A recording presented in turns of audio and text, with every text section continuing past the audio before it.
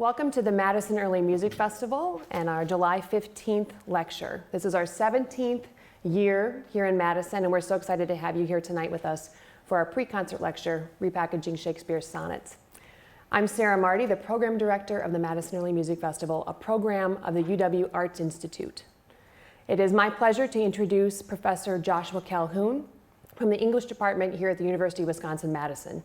He teaches Shakespeare, 16th and 17th century poetry, and also works in the environmental humanities. He has a very broad background, which you'll see shortly in this presentation. Recent projects include some work as a novice hand papermaker and doing some DNA testing in special collections here in UW-Madison Libraries as part of an international project with the London CEL Project, the Center for Editing Lives and Letters. Before we get started, I have a few brief thank yous. The first is to Teresa Kelly and Thomas Bayless for their support of this lecture, and also to UW-Madison Libraries for making us part of their Shakespeare in Wisconsin initiative. With no further ado, I'd like to introduce Joshua Calhoun. Thank you.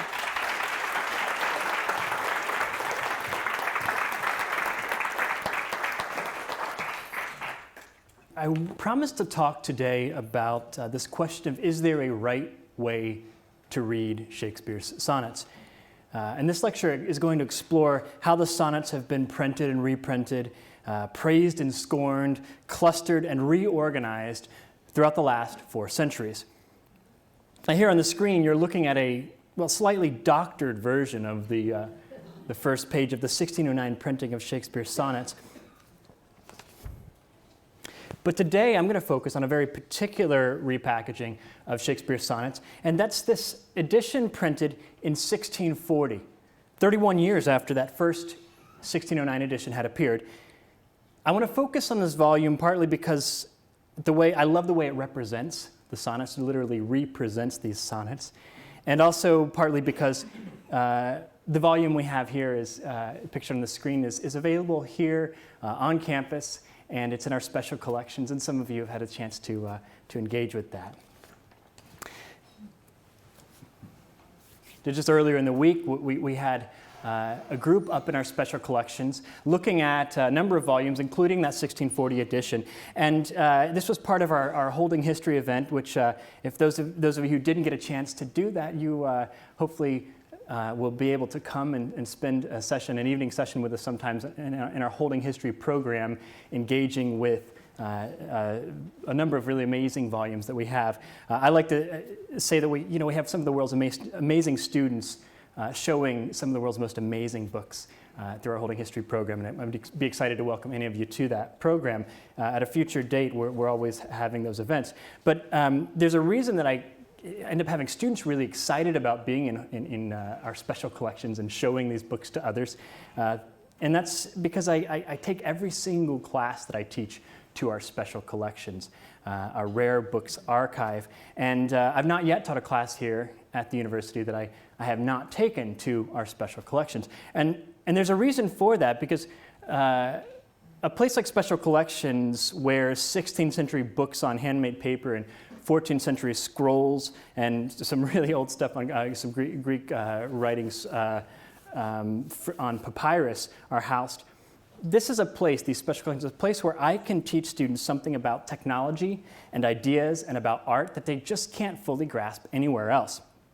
And I like to say that the great minds that have gone before us, the thinkers, the writers, the musicians, historians, those who've worked through these important ideas that have really become the basis of the way we think about what we think of as culture, they've all been interested in different kinds of problems. Euclid was interested in something different than Shakespeare.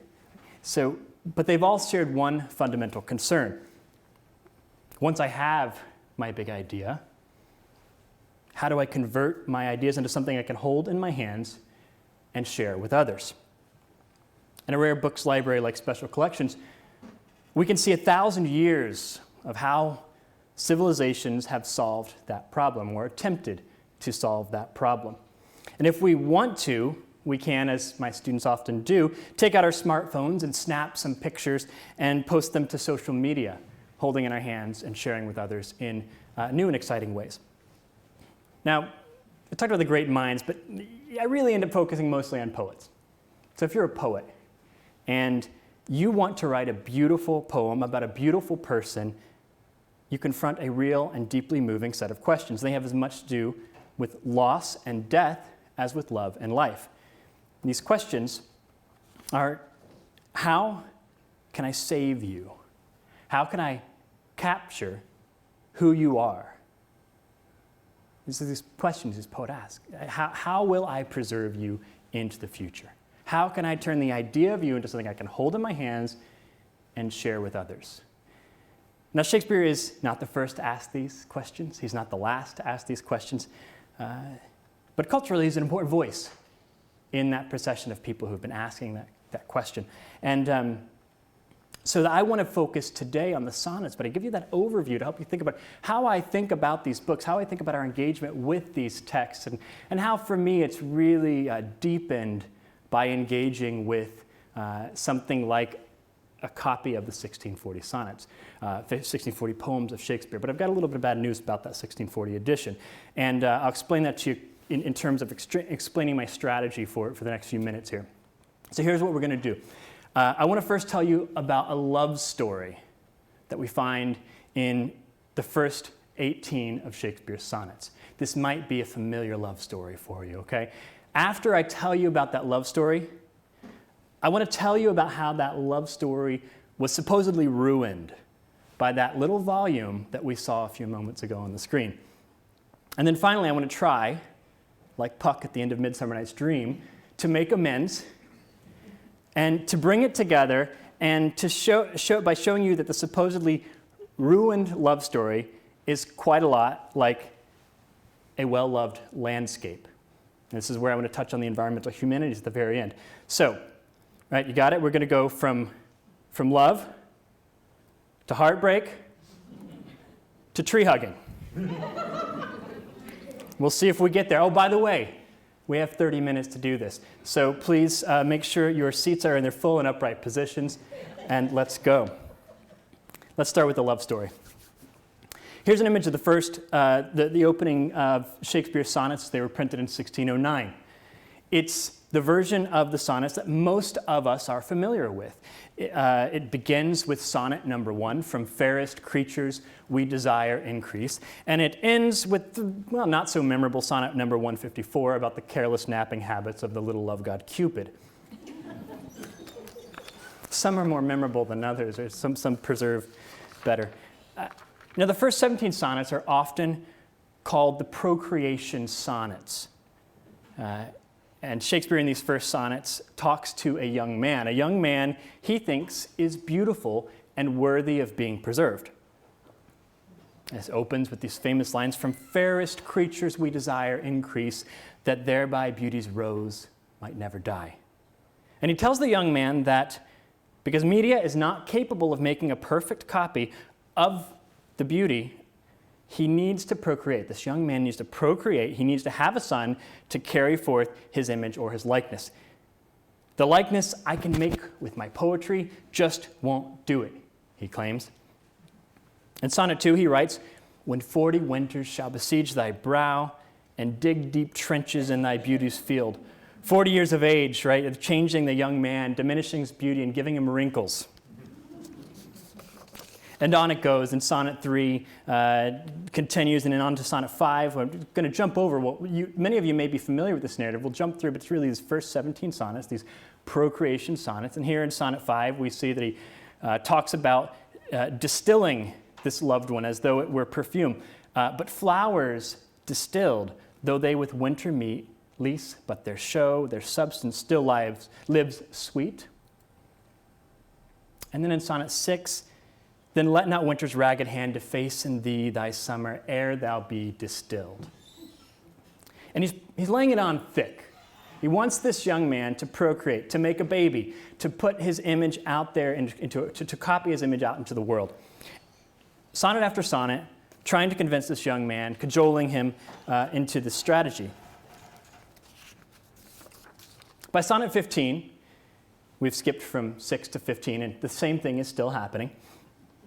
There's a hint that the poet realizes that the young man is not going to be convinced to procreate. So these poems that he's writing will just have to suffice. He imagines himself battling with time, and he writes, "And all in war with time for love of you, as he, time, takes from you, I engraft you new." And you hear that pun, engraft, right? I'm already setting up the trees at the end. Engraft, but also you hear the word that graph, like calligraphy, right? Anything that has the graphic arts, anything about writing. So there's a pun there with engrafting. So after he decides that this is going to be a battle, he's going to take on with time. Again, he kind of he gets a little scared of this strategy again. He says, "But okay, that might work, but wherefore do you not a mightier way make war upon the bloody tyrant time? There's a better way to do this. I've been trying to tell you, you're not listening to me." By Sonnet 17, we see the poet finally resigning himself to the strategy that then becomes what we know of as Shakespeare's sonnets, where he's going to try to record, he's going to try to save and capture this young man's beauty in a number of poems. And he says here, and these are some of my favorite lines, I think, in all of the sonnets. "If I could write the beauty of your eyes, and in fresh numbers number all your graces, the age to come would say, this poet lies. Such heavenly touches ne'er touched earthly faces. So should my papers yellowed with their age be scorned like old men, of less truth than tongue." You see a dual strategy there. Even at this moment, he's realizing that the importance of writing these poems. You see, he's still trying to hold on to the idea, okay, tell you what, I'll make the backup copy, right? And then we get to Sonnet 18. How many of you know Sonnet 18? I'm not going to ask you to quote it, but so many of you are familiar with this sonnet. It's probably the most famous of Shakespeare's sonnet. And this is where the poet finally resigns himself to his role as record keeper, right? Giving up this role and moving into, "Shall I compare thee?" What? "To a summer's day." Yeah. It's a beautiful narrative, isn't it? And I love to teach this story from the sonnets. I love looking at how sonnets 1 to 17 culminate with Sonnet 18, ending in a promise to immortalize his beloved in eternal lines. And of course, it worked. Here we are today, reading something like, "So long as men can breathe or eyes can see, so long lives this, and this gives life to thee."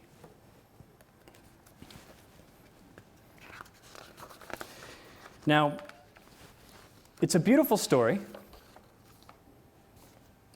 and we're reading it now, but one of the glitches in this story of preservation, is that when it was printed, nobody really read it. When Shakespeare's poems were printed in 1609, this narrative, well, there's really no way to put it delicately, they flopped. They failed on the book market. And I don't have time to get into why tonight, but here's what I can tell you. These sonnets, supposedly eternal lines, disappear. The next time we find the sonnets reprinted in this way is over a century later, and the first time they'd be formally included in the canon of Shakespeare's works is 171 years later in 1780. Now, just for a little bit of perspective, 171 years ago, Wisconsin was not a state, and Frederick Douglass had just written his narrative, as well as Edgar Allan Poe had just published The Raven. Imagine these two important works of literature just now being sort of brought into the canon. Hey, we should pay attention to this. This is an interesting little thing that Frederick Douglass wrote. We should read that at some point, right? Many of you, there's so many editions of this. I remember memorizing sections of that for a history class when I was about my daughter's age, who's sitting here. So we're talking about this gap of 171 years, and in this time, something does happen to preserve the lines. Because when I say it wasn't reprinted in that format, I'm splitting hairs a little bit. The sonnets were not reprinted in their original format until the 18th century. But they are reprinted in a different format in 1640. In 1640, John Benson, not to be confused with another famous Renaissance playwright, Ben Jonson. not this guy, John Benson. He published a small volume called Shakespeare's Poems. Now, if you look through this volume, you will never find the word sonnets. But it is the second printing of Shakespeare's sonnets in disguise. Now, Benson's version is really more of a hodgepodge. In it, you'll find most but not all of the 154 sonnets. You'll also find other poems by Shakespeare, poems found in The Passionate Pilgrim, and even a really bad poem written by Orlando in As You Like It. You remember when he runs around writing bad poetries and sticking them into trees and he gets made fun of? Parts of that poem appear in here. There's also poems by Christopher Marlowe, John Fletcher, and even John Milton included in this volume. Now, it's worth noticing that Benson was aware that he had to repackage this volume. And he writes, this is his to the reader at the beginning, "I here presume under favor to present to your view some excellent and sweetly composed poems of Master William Shakespeare." And here's the kicker, okay? "In your perusal you shall find them serene, clear, and elegantly plain." Do you remember when you studied the sonnets? In some required class, I have never had a student say, "My, these are so serene and clear and elegantly plain." The line I read earlier from Sonnet 17, "And in fresh numbers number all your graces," that's just the beginning of the kind of convoluted wordplay we see throughout the sonnets. Now, one way Benson makes the sonnets more clear and simple and serene is by replacing the numbers with descriptive titles, such as "An Inconstant Lover." So instead of having this numerical title, Sonnet 1, you would have a different title. So titles include things like "An Inconstant Lover" or "The Benefit of Friendship," right? This helps you, and in fact helps when I do teach with students, it helps them to say, "Oh, right, this is a sonnet about friendship," and it helps you into it, right? So the best way to see what he's doing is really just take a look at what we've got here. So here's an opening that shows my favorite sonnet, which is Sonnet 29. Now, if you're trying to find Sonnet 29 on the page, you already know you're not going to find the number because he doesn't give them the numbers. There's no individual sonnet, though, when you look at this page. When you look at what's on the left and the top of the right page there, you see what appears to be a 42-line poem titled "A Disconsolation." And Benson replaces these numbers with titles, and he merges the sonnets as well. Okay? So in this sonnet, this "A Disconsolation" is followed by a poem called "A Cruel Deceit." It's a poem about Venus and Adonis. And Venus and Adonis was, by the way, it was far and away Shakespeare's bestseller. It went through 16 editions during his lifetime. His most popular play went through 7 editions. And it wasn't Hamlet. It's Henry IV, Part 1. Hamlet was a close second. But this poem about Venus and Adonis that we see here, this "Cruel Deceit," it's not by Shakespeare. It's by that other equally famous Renaissance poet, Bartholomew Griffin. You remember him, right? Now, for as much as we learn about Renaissance writing and reading and printing practice from this 1640 volume, we don't learn anything about that love story we were interested in at the beginning. We don't get any closer to finding out who Shakespeare, the man, the myth, the legend, was comparing to A Summer's Day. In fact, to add perhaps insult to injury, Sonnet 18, the most famous sonnet of all, is one of 8 poems, one of 8 sonnets that John Benson excludes from this volume. He only cuts 8, and Sonnet 18 is one of them. Here we see William Words, in this line here, we're going to jump forward and think about, then why do we come back to the idea of the sonnets? What are we looking for when we look to the sonnets? We don't want to learn about Bartholomew Griffin. We don't want to read necessarily his Venus and Adonis. By the time we get to the 19th century, we want to know about Shakespeare. So, Wordsworth writes, "Scorn not the sonnet critic, you have frowned, mindless of its just honors. With this key, Shakespeare unlocked his heart." We realize immediately that 2 things are happening in this line. First, Wordsworth feels the need to defend Shakespeare's sonnets. You don't say "scorn not the sonnet" if everybody loves them, right? And secondly, you find in this comment a not so compelling defense, right? If you think about this as maybe a poetry workshop moment, it becomes this moment of like, this is really, your personality is really shining through here, Will. I like what you're doing. I really feel the love. But this is not really about the quality of the sonnets. And for many years, this was not read as, the sonnets were not read for their quality. And in fact, for many years, they were also, a number of poets and writers avoided them, carefully avoided talking about them because they were written to a young man. And there was the fear of having the idea that they would then, those who talked about, those who praised the sonnets, would be seen in some way as supporting views that were outlawed at the time. So, and Oscar Wilde ran into some of this problem, as you probably know. So, caricatures aside, what I'm trying to emphasize is that when readers finally showed an interest in Shakespeare's sonnets, as they were originally published, they were interested in them because they were interested in Shakespeare. In the plays, Shakespeare reveals little about himself, but in the sonnets, we find first-person narratives that tempt us to read the I of the sonnets. For thy sweet love remembered such wealth brings that then I, Shakespeare, scorn to change my state with kings. It leaves us eager to know whose sweet love is being remembered. Now, if you need the narrative of the sonnets to gain access to Shakespeare's love life, then you have very little appreciation for someone like John Benson, who goes around messing it all up. And this has been the critical view of them for many years. In a really terrific essay on Benson's volume, Kathy Schrank observes that Benson's edition is variously mutilated, is variously described by critics as mutilated, corrupt, and deformed, and its editor is castigated for committing a series of unforgivable injuries upon the text. And I would just draw your attention to how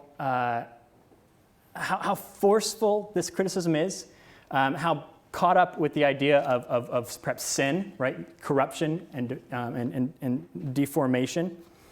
One of the most amazing critics of the sonnets, one of the most amazing readers of the sonnets, is Katherine Duncan Jones, who has produced the Arden edition, and she's just a really fantastic reader of the sonnets, but also someone who's deeply invested in the idea that Shakespeare's, that the numbers that we see in the sonnets, that order is from Shakespeare. So we want to preserve that. And she says for well over a century, John Benson succeeded in muddying the textual waters. It was Benson's edition that was read and edited and almost exclusively until the superb work of Malone in 1780. Benson's disintegration of Q, of the 1609 first edition, did lasting damage. We might say, I want to bring the conversation together around this idea of disintegration, and then make this last turn in our talk today. Duncan Jones means disintegration in a pejorative way in this statement, obviously. But what if we grab onto that word? We might say that Benson does disintegrate the sonnets, but then he reintegrates them in interesting ways that create fresh and insightful narratives. Now, we don't get the procreation narrative that we discussed earlier. We lose the love story. But we might say that, and this is, I think, Shakespeare's plays especially prove this, that to read well is to disintegrate. To write well is to reintegrate. And it's when Benson puts these titles on top of the poems, he's following a tradition, a commonplace tradition of grabbing and sorting ideas into titles and ideas, and then taking, really, they think of themselves as honeybees, right? The honeybee goes out and gathers nectar, and that's the reading. Brings it back to the hive, that's copying down something you really like, and then makes honey. Making honey is the writing. It's reintegrating, disintegrating and reintegrating, and moving it around. And so certainly something that I think Shakespeare would have appreciated. What we also see then is that somebody like Benson invites readers to engage as well. We don't have, in the 1609 editions that survive, there are very few marginal notes by contemporary readers. But in the 1640, that's a little different. Here we have a perfect example.